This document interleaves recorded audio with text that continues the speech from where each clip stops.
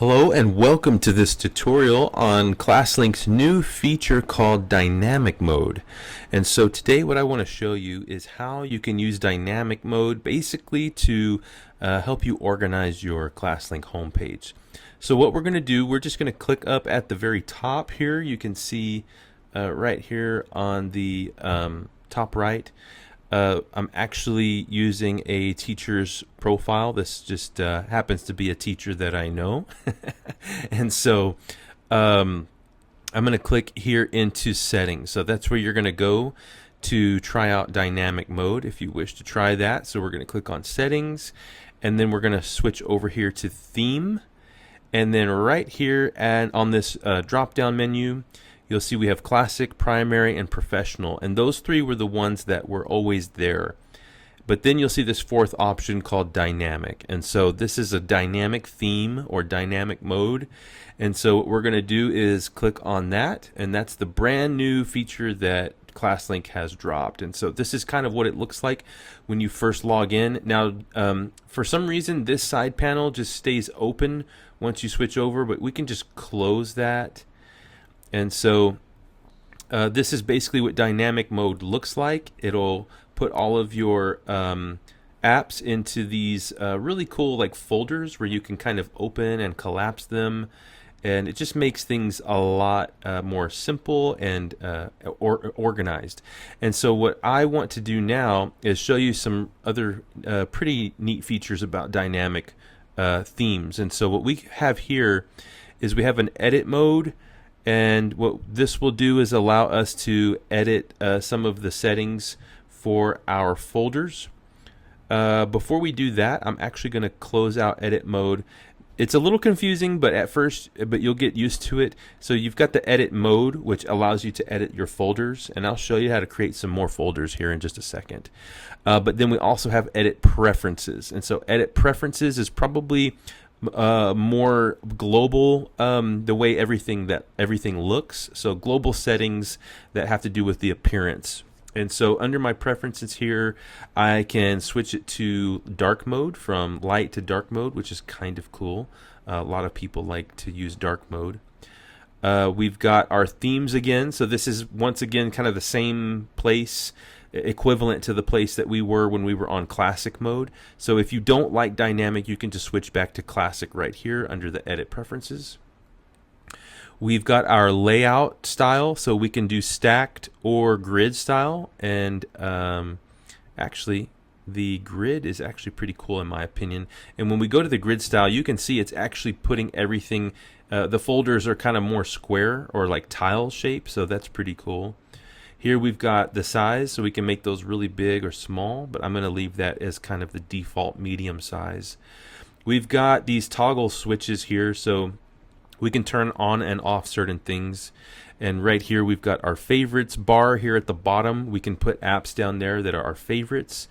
And I usually don't use favorites, but you can if you want to, so I'm just going to leave that turned off. We've got folder border here, so when I toggle that back and forth, you can see the border of my folder here gets a little bit darker, and I kind of like that because it's a lot easier to see. In my opinion, you're able to see how it's kind of corralling all of those apps together. Here we can do high contrast, which kind of puts a black border around all of our apps. That's kind of neat, but I'm going to leave that turned off. We've got show user walkthrough, and then also dynamic background. And I like to have the dynamic background turned on because that kind of gives me that same background for the district that I'm able to see when I'm on my classic view. I kind of like that view for my dynamic theme as well. And then down here at the bottom we actually have some color options. So, and it's mostly changing the color up here at the top and other little things. But it's kind of cool because, you know, if you've got some school colors, you can change it to match your school color, and you can also choose a custom color right here at the bottom as well. So that's pretty cool. You can actually make it match your school perfectly if you know what color your school is. But I'm going to go ahead and just leave that as a dark blue. And then, so that's basically it. So we've got that.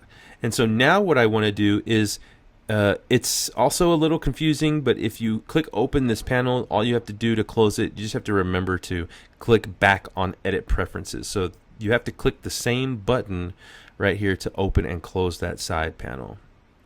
Okay, so that's our preferences. Now what I want to do is I want to go over here to edit mode. And what edit mode will allow me to do is actually edit my folders. And so before I do this, actually, I guess I should show you how to create some folders. So let's go up to here first. And I'm just going to add a new folder. So I'm going to change this color to red. And then we're going to title this test. So test, we're going to make a test folder. And then I'm just going to click this green arrow to check that as good. And then now we see we've got our new test folder. It's a blank folder with nothing in it, but I like the way that it gives the red border. And so we can create as many of these folders as we want. Let's say maybe science. And so this is just really a great way to start organizing your ClassLink homepage. And so now that we've got these folders, what we can do is we can start organizing. And so you can see here I've got plus 42 folders all in my main folder that I had as default. And so I can bring folders into here. Maybe there are folders that have to do with only certain classes, but there's all different kinds of ways that you could organize these. You know, maybe I want to keep all of my creative apps in one type of a folder, or all of my math apps, or however, you know. So you can create all of these different kinds of folders.